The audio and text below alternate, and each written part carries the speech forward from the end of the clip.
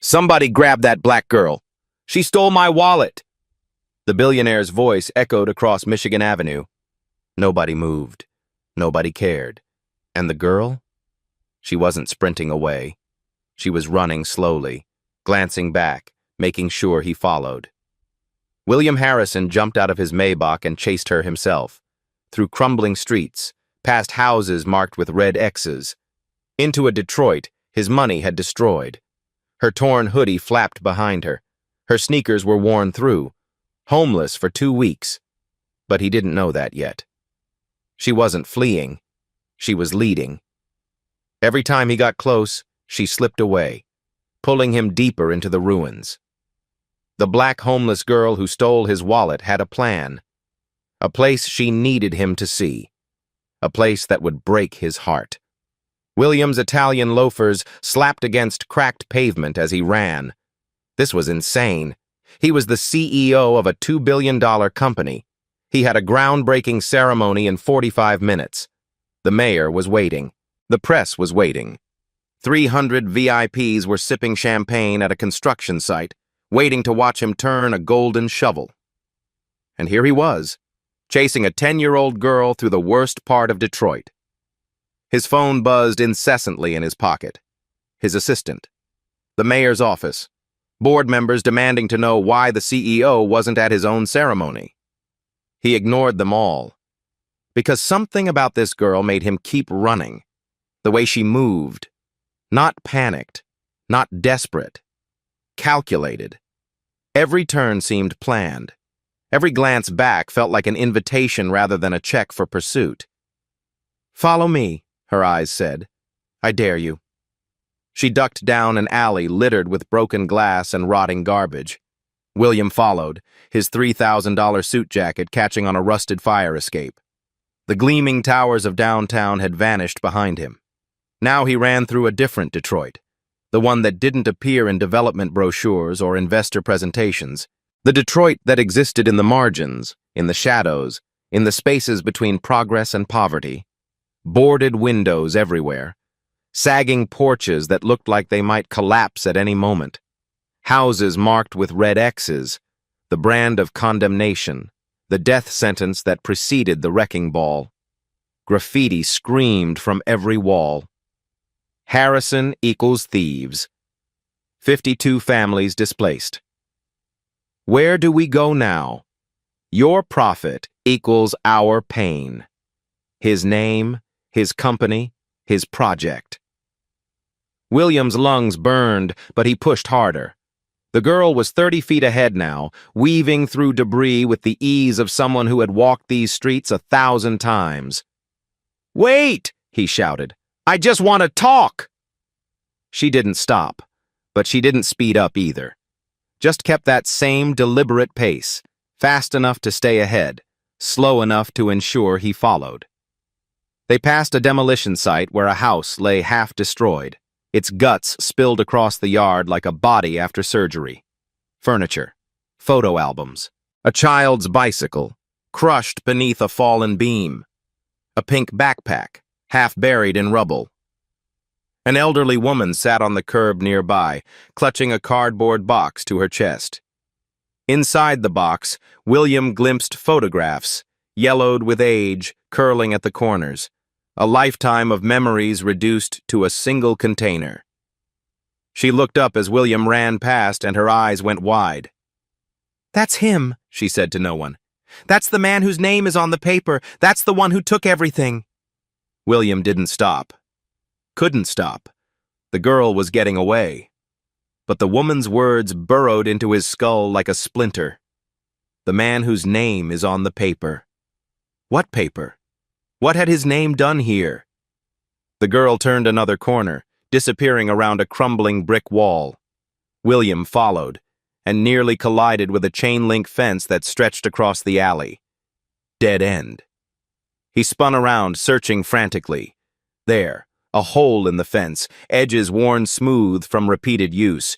Someone had been coming through here regularly. He squeezed through, tearing his jacket on the wire, feeling the fabric give way like skin. On the other side, an overpass. Interstate 94 roared overhead, a river of traffic carrying people to jobs and homes and lives that had nothing to do with the world beneath the concrete shadow. And in that shadow, a community. 3 cars parked in a row, their windows covered with blankets and cardboard for privacy. A makeshift clothesline strung between 2 shopping carts, laundry flapping in the exhaust-tinged breeze. A man sitting in a lawn chair, reading a water-damaged paperback like this was the most normal thing in the world. Because for him, it was. This wasn't a campground. This wasn't temporary. This was where people lived. The girl had finally stopped. She stood next to a faded Honda Civic, paint peeling, bumper held together with duct tape, back seat converted into a makeshift bed visible through the dirty windows. She wasn't running anymore. She was waiting. William approached slowly, gasping for breath, hands on his knees. His shirt was soaked with sweat. His shoes were ruined. His designer suit was torn and covered in dust. He looked nothing like the polished CEO who had stepped out of a Maybach 15 minutes ago. "Why?" he panted.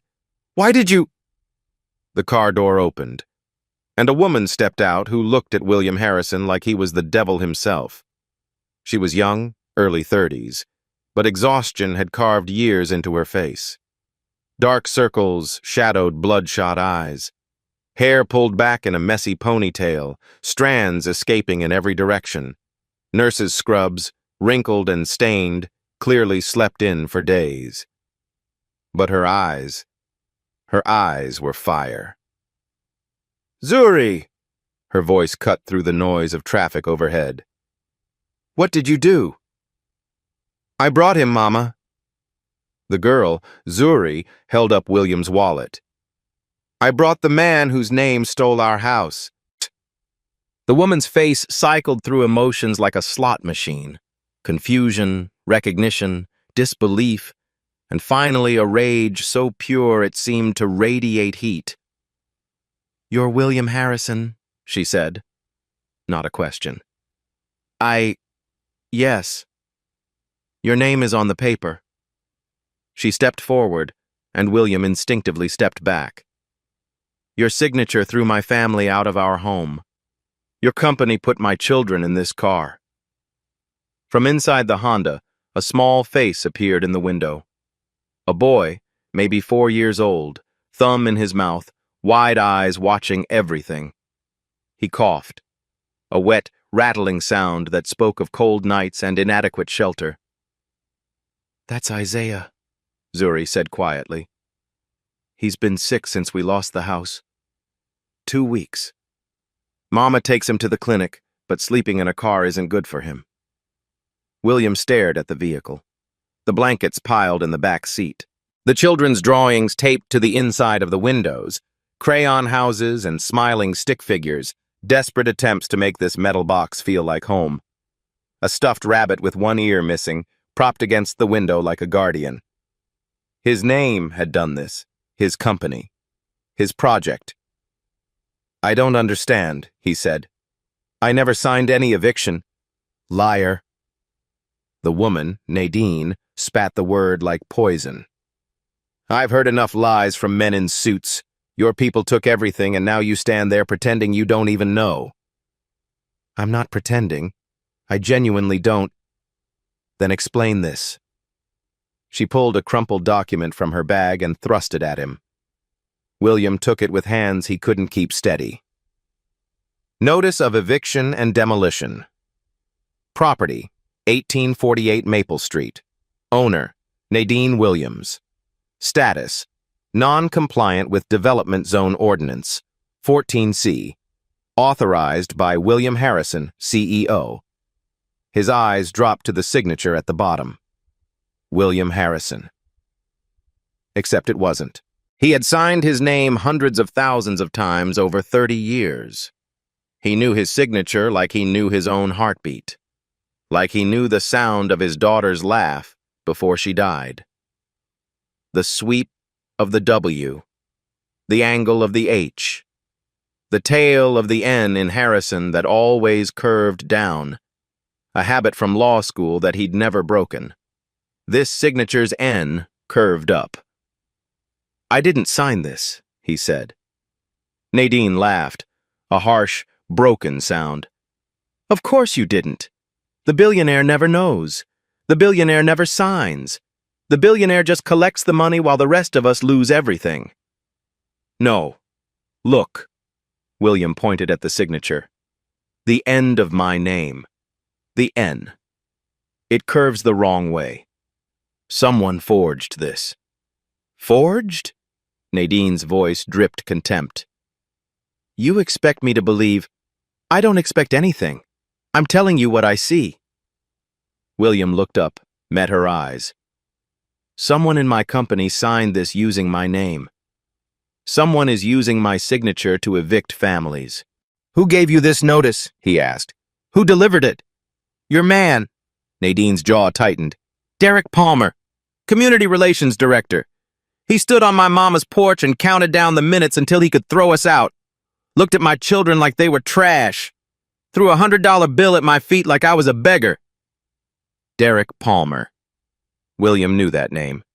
Middle management, ambitious. Had been pushing for a VP promotion for months, always volunteering for the difficult projects. He said something I'll never forget, Nadine continued. When I tried to show him our deed, the deed my mother paid off in 1987, he told me to get my black hands off his suit. William felt sick.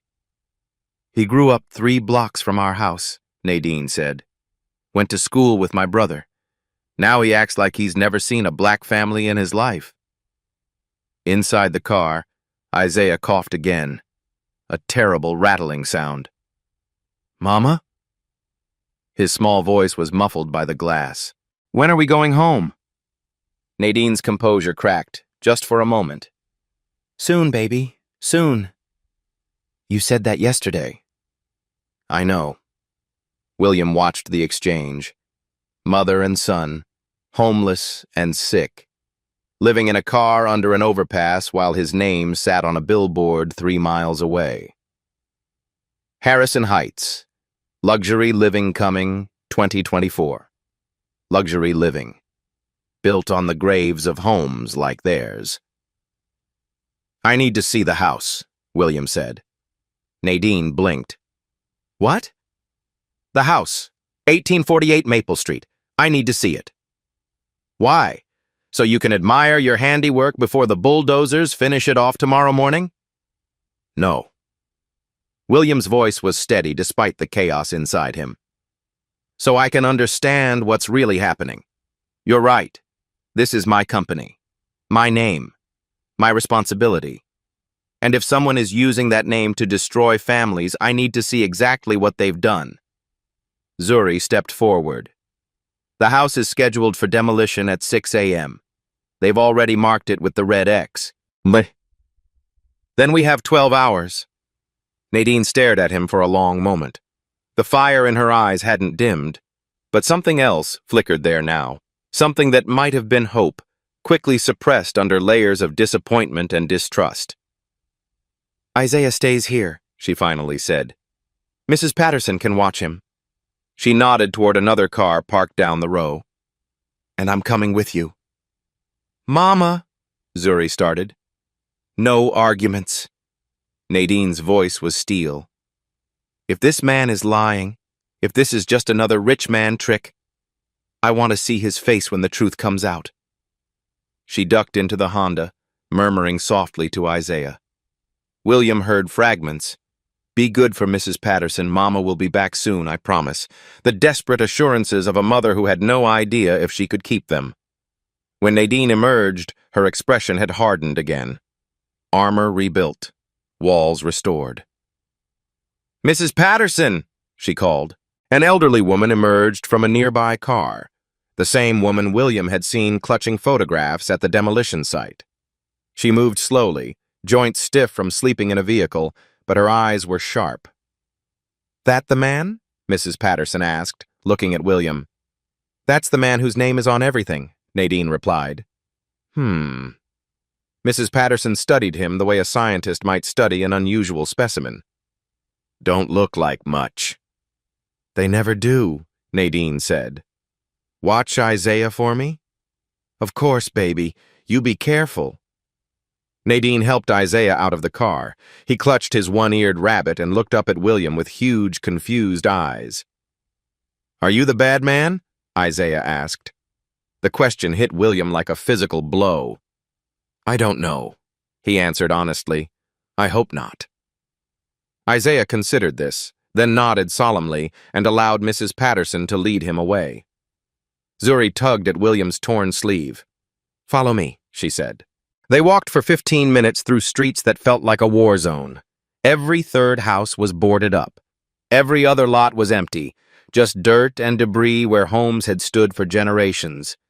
Demolition equipment sat idle on corners, waiting for dawn to resume its work. The graffiti followed them like a chorus of accusation. This was our home.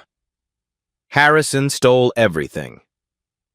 52 families. Where do we go? 52 families. William filed that number away. If someone had been forging his signature, this went far deeper than one house. Finally, Zuri stopped. There, she said.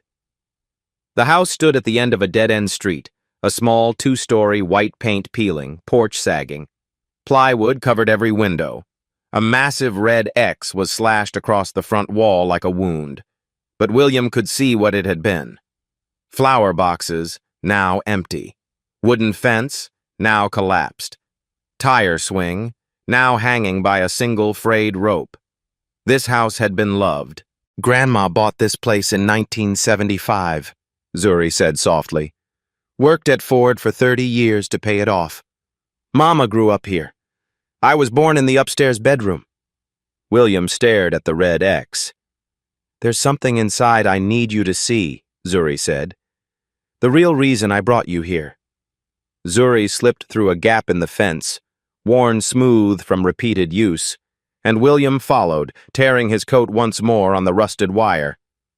The backyard was overgrown, weeds reaching waist-high, but a narrow path had been beaten through them. Someone had been coming here regularly, visiting, holding on.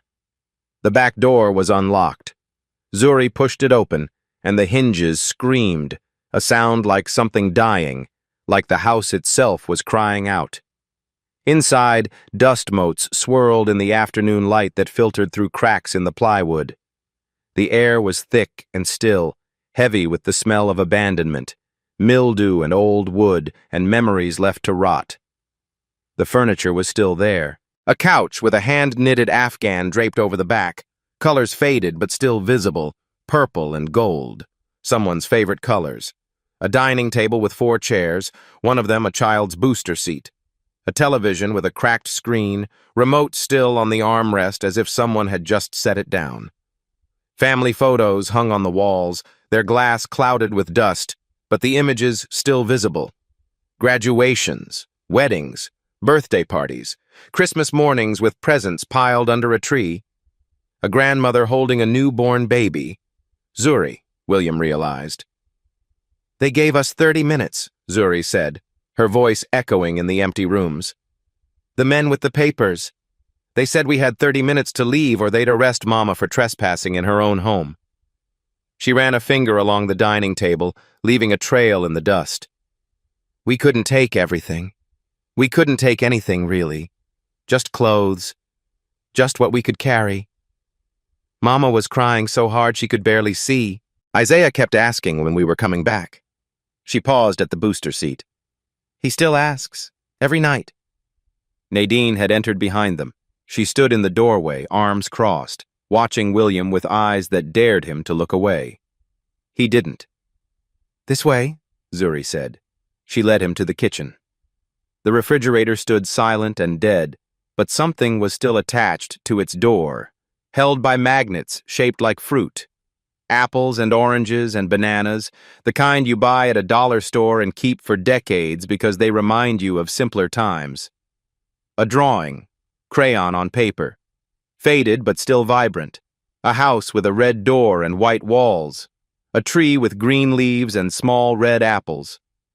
4 figures standing in front, a woman with curly hair, 2 children holding hands, and a fourth figure floating on a cloud with angel wings and a golden halo. "Our home forever" was written across the top in a child's careful letters. "I drew that last year," Zuri said. "The angel is Grandma. She died 3 months before they took the house. Heart attack. Mama found her sitting in her favorite chair looking out the window at the apple tree." William stared at the drawing. The simple lines, the hopeful colors, the word forever that had turned out to be a lie. "She's watching us," Zuri continued. "That's what Mama says. Grandma's watching from heaven to make sure we're okay." Her voice dropped to a whisper. "I wonder what she thinks about us living in the car, about what happened to her house." "There's something else," she said after a moment. "The real reason I brought you here." She led him down a narrow hallway, past a bathroom with a dripping faucet. The sound impossibly loud in the silence, like a heartbeat counting down, to a bedroom door. The room was small, a child's room. Twin bed with a faded comforter covered in stars and moons. Dresser with stickers on the drawers, unicorns and rainbows and Disney princesses. Drawings covering every inch of wall space, dozens of them, all in the same careful hand. But Zuri walked past all of it, to the door frame. And William's heart stopped. There, carved into the wood, were marks. 6 of them, each one labeled in careful handwriting with a date and a measurement. Zuri, age 2, 2-9. Zuri, age 4, 3-2. Zuri, age 6, 3-8. Zuri, age 7, 3-11. Zuri, age 9, 4-3. Zuri, age 10, 4-5. The last mark was dated 1 month ago, the day before the eviction. "Grandma made the first one," Zuri said softly. She walked to the door frame and stood beside it, and the top of her head aligned exactly with that final mark. "The day I turned 2. She said she'd keep doing it until I was taller than her. She was 5'2". She traced the lowest mark with her finger, the mark made when she was barely more than a baby, when the world was safe and home was forever. She didn't make it. She died." Zuri's voice cracked, just barely, just enough to reveal the grief beneath the determination. "And then we had to leave, and she never got to see me grow up." William stared at the marks. 6 lines carved into wood with a kitchen knife or maybe a screwdriver. A grandmother's love measured in inches. A child's growth documented with more care than most corporations gave their financial records. He thought of another door frame, another set of marks. Lily, age 1, 2-2. Lily, age 3, 2-11. Lily, age 5, 3-5. Lily, age 7, 3-10.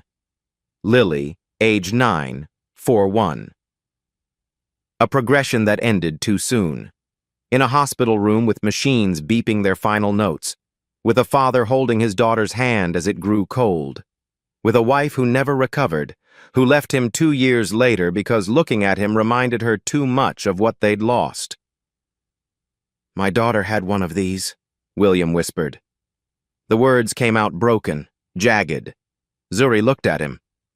"Had?" "She died. 15 years ago. She was 10 years old."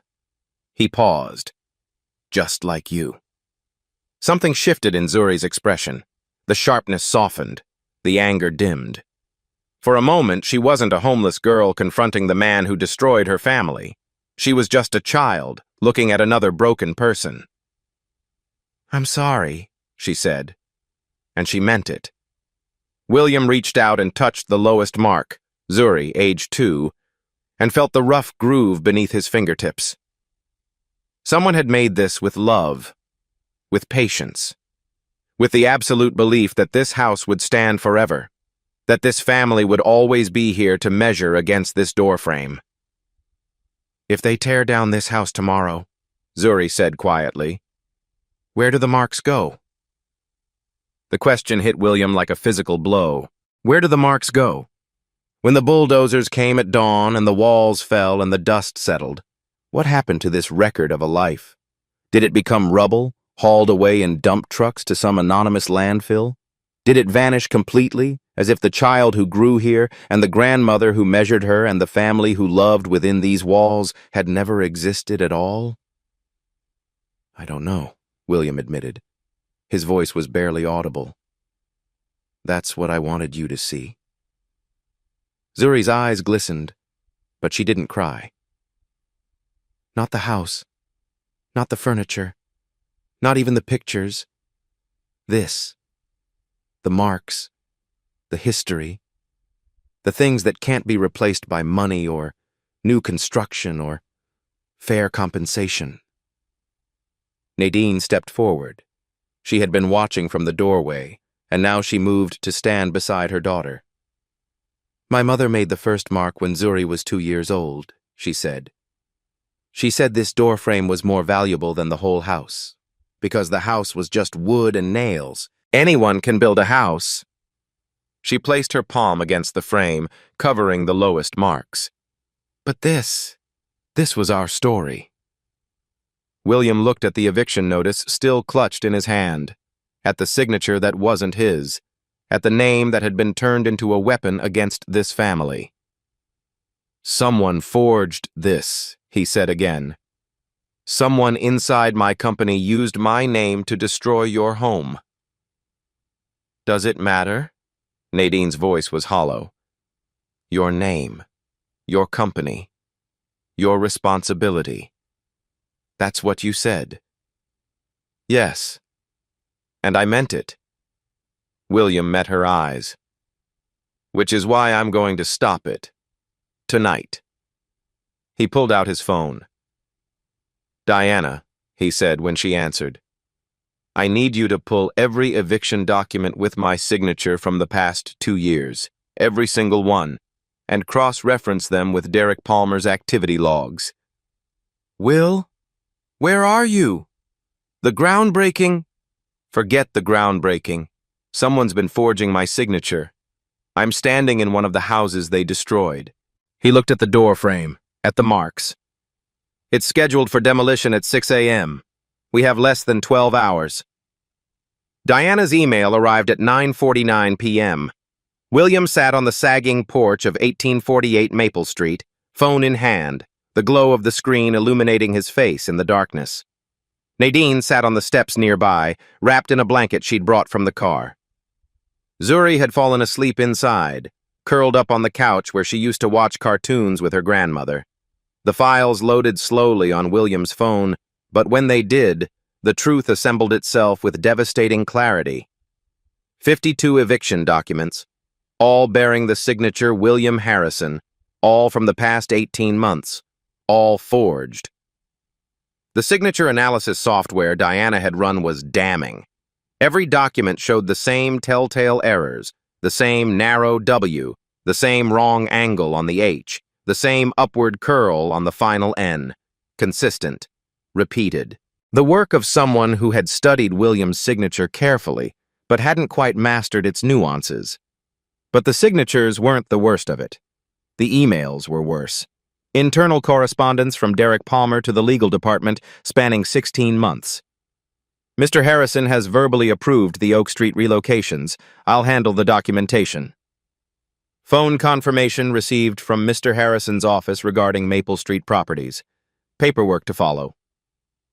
Per my conversation with Mr. Harrison, we are proceeding with the Jefferson Avenue acquisitions. William checked his phone logs against each date. Nothing. No calls to Derek Palmer. No calls to anyone in the Detroit office.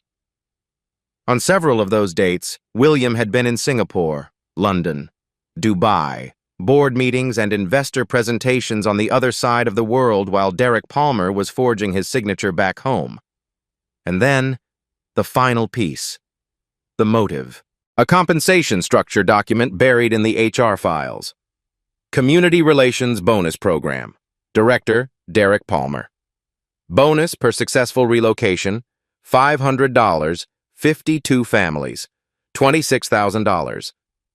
But money wasn't Derek's only motivation. A memo from HR dated 3 months ago. Derek Palmer is being considered for promotion to VP of Development. His exceptional management of the Harrison Heights Community Relations Program demonstrates leadership capabilities and results-driven performance.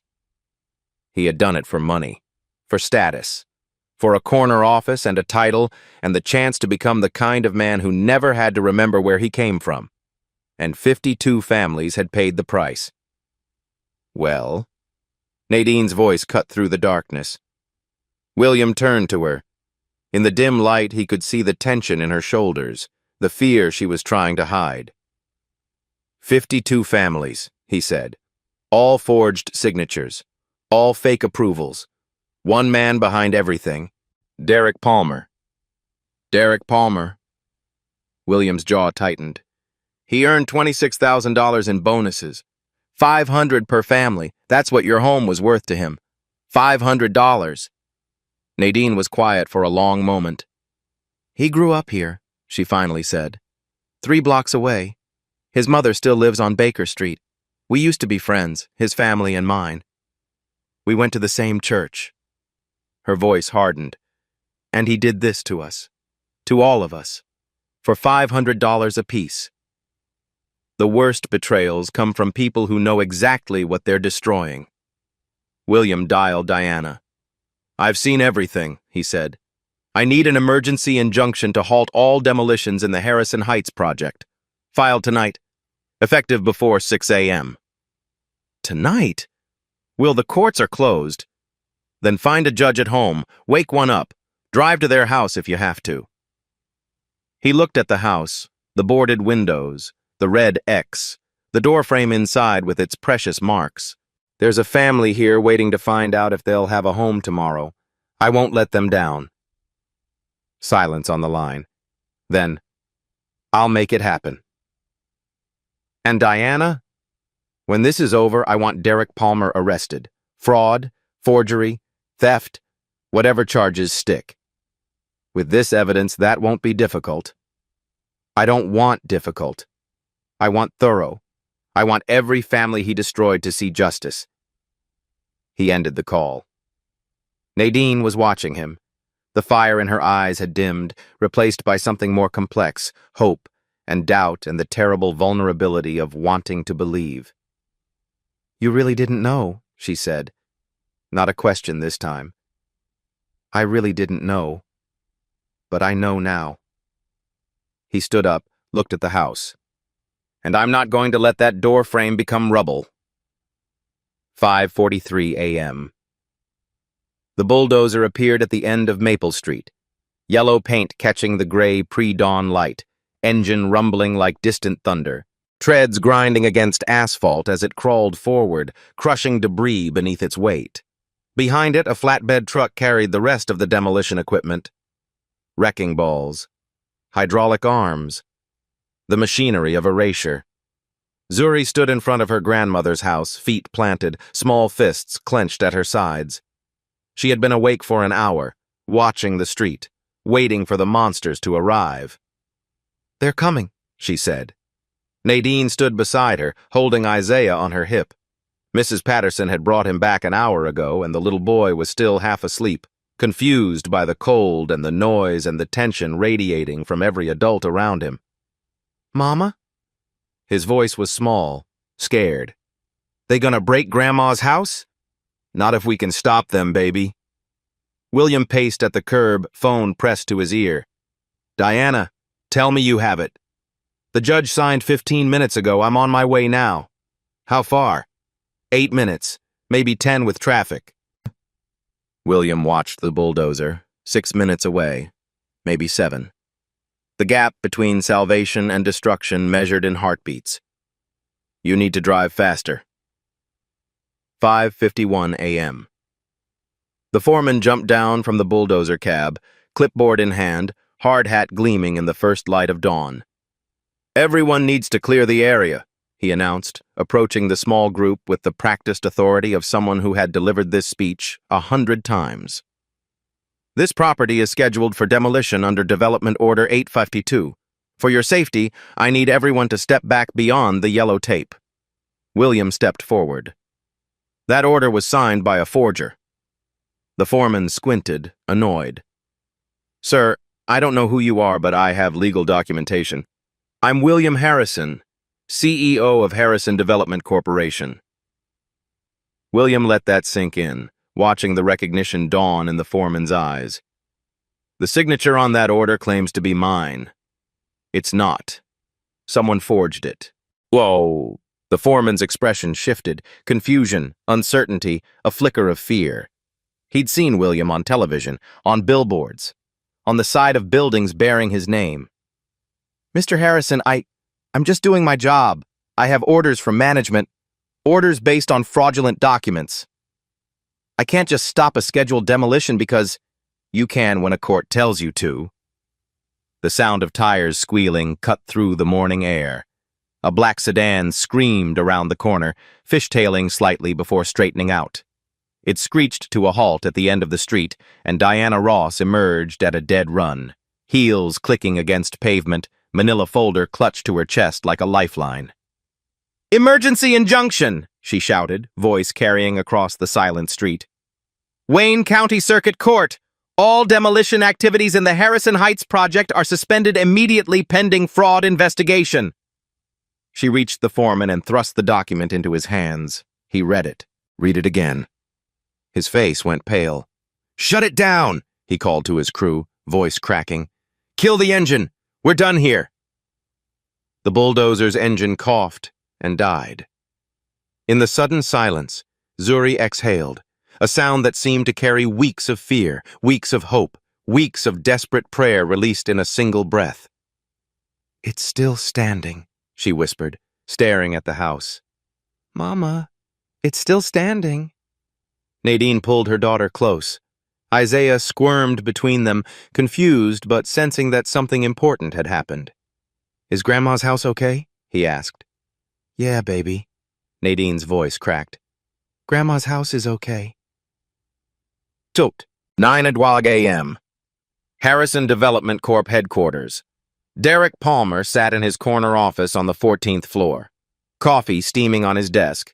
Spreadsheet open on his monitor. Tie perfectly knotted. The picture of professional success. He didn't hear the door open. "Derek." Palmer looked up, smile automatic. "Mr. Harrison? I didn't know you were in Detroit today. The groundbreaking yesterday. Sit down." The smile flickered and died. Palmer sat. William placed a folder on the desk. Inside, 52 eviction documents with forged signatures. Email trails proving false authorizations. Phone logs showing no calls on dates Palmer had claimed verbal approval. Bonus payments totaling $26,000. "The Williams family," William said quietly. 1848 Maple Street. "Tell me about them." "Williams?" Palmer's voice was steady, but his hand had started to tremble. "I handle hundreds of relocations." 52. William's voice dropped to ice. 52 families you evicted with my forged signature. 52 lies you told. 52 homes you destroyed. He leaned forward. For $500 each. The color drained from Palmer's face. Then, remarkably, it hardened. "You don't understand. I was helping the project. You were helping yourself."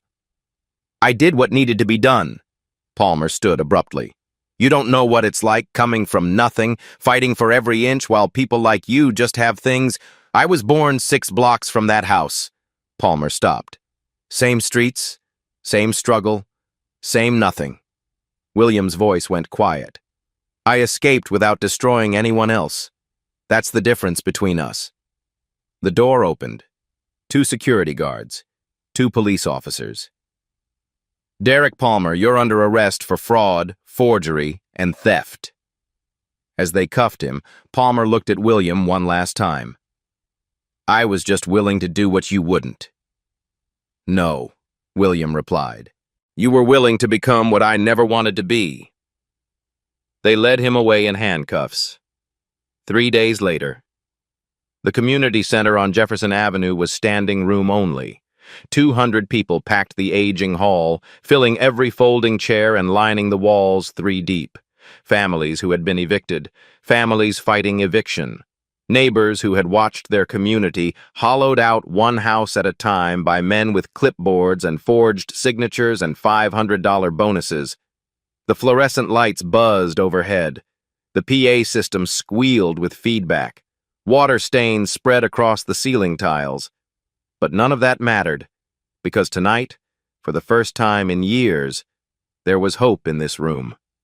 William Harrison stood at the front. No podium, no teleprompter, no PR team to polish his words. Just a man in slacks and a button-down shirt, sleeves rolled to his elbows, facing the community his company had nearly destroyed. "I'm not here to apologize," he said. Murmurs rippled through the crowd. "Apologies don't rebuild houses. They don't give back the nights you spent in cars or shelters or on the couches of relatives who didn't have room for you. They don't erase the humiliation of being thrown out of your own home by someone who looked at you like you were nothing." He paused, letting the words settle. "I'm here to tell you what happens next." He held up a document. First, all evictions under the Harrison Heights project are frozen, immediately. Every one of the 52 affected families will have their cases reviewed by an independent housing advocate, not anyone from my company, someone who works for you. Cautious nods from the crowd. Decades of broken promises had taught them not to celebrate too soon. Second, every family that was illegally evicted will have their property returned. Full ownership, clear title, no liens, no conditions, no strings attached. He let that sink in. What was stolen from you will be given back. Mrs. Patterson, the elderly woman who had clutched her box of photographs on that first day, pressed her hand to her mouth. Tears streamed down her weathered cheeks. Her daughter wrapped an arm around her shoulders. Third, we're establishing a community land trust. The residents of this neighborhood will own shares in any future development, not as tenants, not as charity cases, as owners. When this neighborhood grows, you grow with it. A young man near the back, James, who had watched his grandmother die in a shelter after losing her home, called out, "How do we know this isn't just talk? How do we know you won't disappear the moment the cameras leave and the lawyers get paid?" William nodded. "That's the right question. The only question that matters." He pointed to a group standing along the side wall. "Which is why I'm also announcing a community advisory board. 7 seats elected by you, not appointed by me. And here's the part that makes this different. Full veto power over any development decision in this district." Silence. Complete, stunned silence. "Veto power?" Mrs. Patterson's voice quavered. "As in, we can say no? As in, if you say no, it's no. Period.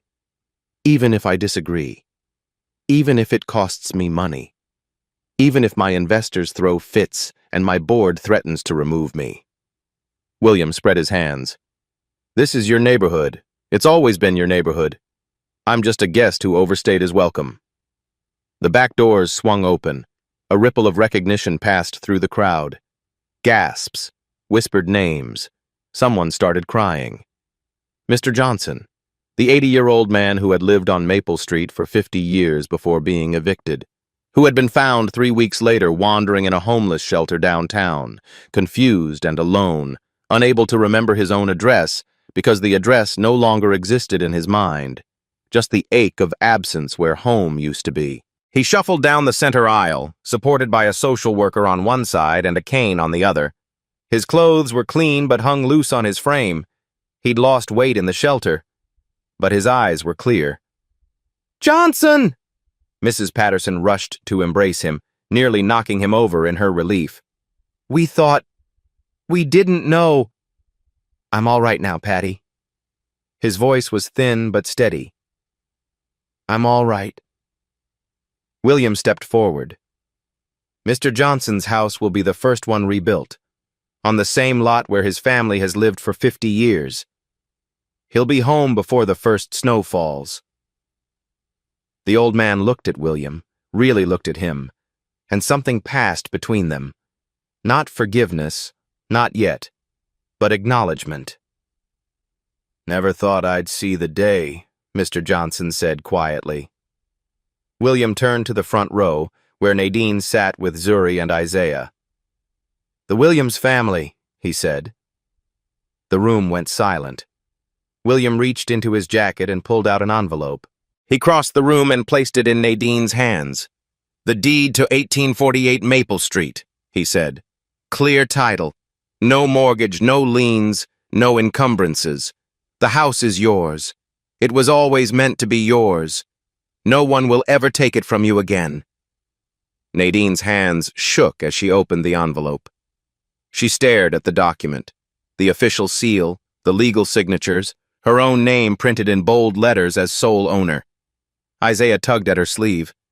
"Mama, what is it?" Zuri leaned close to her brother before Nadine could answer. "We're going home," she whispered. "We're going home, Isaiah.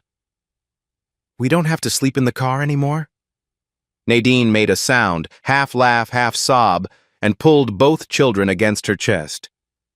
"No, baby," she managed through her tears. "No more car. We're going home." Later in the hallway, William found Diana. "I should have seen it," he said. "Palmer was operating right under my nose for 2 years. You can't catch everything, Will." "No. But I can build systems that do." He turned to face her. "I want an ethics hotline. Anonymous. Reports come directly to my desk, not through any manager. No one buries complaints ever again." Diana nodded, already typing notes into her phone. "Done. What else?" "The Community Land Trust model. I want it expanded to every Harrison project, every city. No more developments that displace families without giving them a stake in what comes next." "That's going to cost you."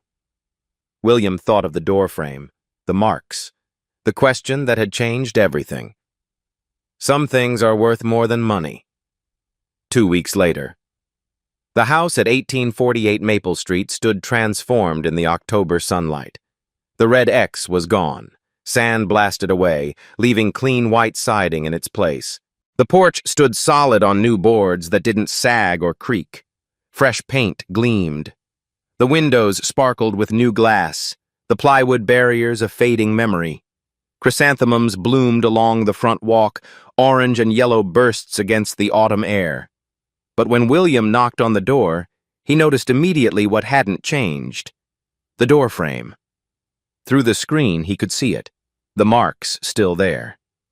6 lines carved into wood, preserved exactly as they had been. Untouched. Sacred. Nadine opened the door, and for the first time since William had met her, she smiled. "You kept it," he said. "You asked us to." She stepped aside to let him in. "You told the contractors it was more important than the whole house. They thought you were crazy." "Maybe I was. Maybe I am." The house smelled like cinnamon and apples, pie baking in the oven. Isaiah sat on the couch watching cartoons, healthy and happy, his rattling cough completely gone. His one-eared rabbit sat beside him like an old friend. Zuri appeared from the kitchen, flour dusting her apron and her cheeks. "Mr. Harrison," she said formally. "Zuri." She held out her hands. A drawing. William took it carefully, handling it like it was made of spun glass. The same house as before. Red door, white walls, apple tree in the yard. The same 4 figures, mother with curly hair, 2 children holding hands, grandmother floating on a cloud with angel wings and a golden halo. But there was a 5th figure now, a man in a dark jacket, standing near the apple tree, slightly apart from the family, but clearly part of the picture, part of the story. "Is that me?" William's voice caught in his throat. Zuri nodded solemnly. "You helped save the house, so now you're part of it." William stared at the drawing. The crayon strokes, the careful coloring, the word forever that finally meant something. When Lily was alive, she used to make drawings like this, would press them into his hands after every business trip, demanding that he hang them in his office. He had dozens of them stored in a box, too painful to display, impossible to throw away. He hadn't looked at them in 15 years. "Thank you," he managed. "I'll treasure this more than you know." "Come see something," Nadine said. They walked down the hallway, past rooms that smelled like fresh paint and home and second chances. The doorframe stood exactly as before. 6 marks, each one a year of growth, each one carved with love. But there was a 7th mark now, fresh. The wood still pale where the blade had cut. Zuri, age 10.5. "Mama made it last week," Zuri said proudly. "First one since we came back." William crouched to examine the new mark. "You grew," he said. "Half an inch, even when everything was falling apart." "Mama says I'm going to be tall like my dad." They walked to the front yard where the apple tree stood in the corner, still scraggly, still fighting for survival, but with green leaves on its branches and small fruit beginning to form. "Grandma planted that when I was born," Zuri said. "She said apple trees take 7 years to really produce fruit. It's been 5. William studied the tiny apples. "Think it'll ever grow real ones? Big ones?" "Maybe. In 2 more years. When I'm 12. I'll come back and check." Zuri extended her hand, small, calloused from 2 weeks of hard living, but strong, stronger than he would have believed possible. "Promise?" she asked. William shook it firmly. "Promise." "Debt." As he walked to his car, Nadine called out, "Mr. Harrison?" He turned. "Thank you," she said. "Not for the house, for following. When she stole your wallet, you could have let security handle it. You could have written it off. But you followed." William looked at the fresh paint, the new flowers, the doorframe that had been preserved because someone finally understood what it meant. "Thank Zuri," he said. "She's the one who made me follow. She's the one who knew exactly what I needed to see." He climbed into his car, a company sedan now, not the Maybach, and placed Zuri's drawing carefully on the passenger seat.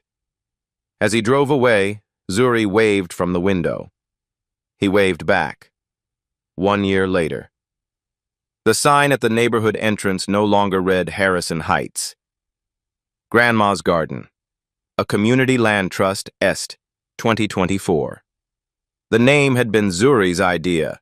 The Community Advisory Board, now chaired by Mrs. Patterson, who had discovered a gift for leadership she never knew she had, voted unanimously to adopt it. Old houses stood beside new ones, restored rather than replaced. Trees that had survived decades still lined the streets, their roots protected by ordinances the board had written themselves. Children played on sidewalks that had been repaired, not torn up. Neighbors sat on porches and waved to each other again. And in the community center, a wall had been transformed. The Wall of Doors.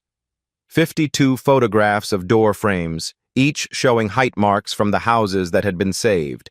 Some had 3 marks. Some had 12. One had marks spanning 4 generations, great-grandmother to great-grandchild, nearly a century of growth recorded in notches and dates and love. Zuri led tours every Saturday morning. "Every mark is someone who got to stay," she would tell the school groups who came from all over the city. "Every line is a family that didn't get erased." In the center of the wall, in a simple black frame, hung her original drawing. The house, the tree, the 5 figures. Our home forever. In his office downtown, William Harrison had made some changes. The awards still hung on one wall. The quarterly reports still filled his inbox. The business of empire continued. But on the opposite wall, the wall he faced every morning, hung 2 pictures. Zuri's drawing, the house with the red door, the apple tree, the 5 figures, one of them, him, and Lily's photograph. Age 6, gap-toothed smile, holding up a crayon drawing of her own. He looked at them every morning before the meetings began, reminders of where to look, reminders of what buildings we're supposed to protect. A black homeless girl stole a billionaire's wallet. She didn't want his money. She wanted him to follow. She led him to a place that broke his heart and changed 52 families forever. Here's my question for you. Is your neighborhood still the same as when you grew up? Or has it changed so much you wouldn't recognize it? Drop a comment with the name of your neighborhood and one memory that makes it home. And if this story made you think about what home really means, hit that like button. Let me know you were here.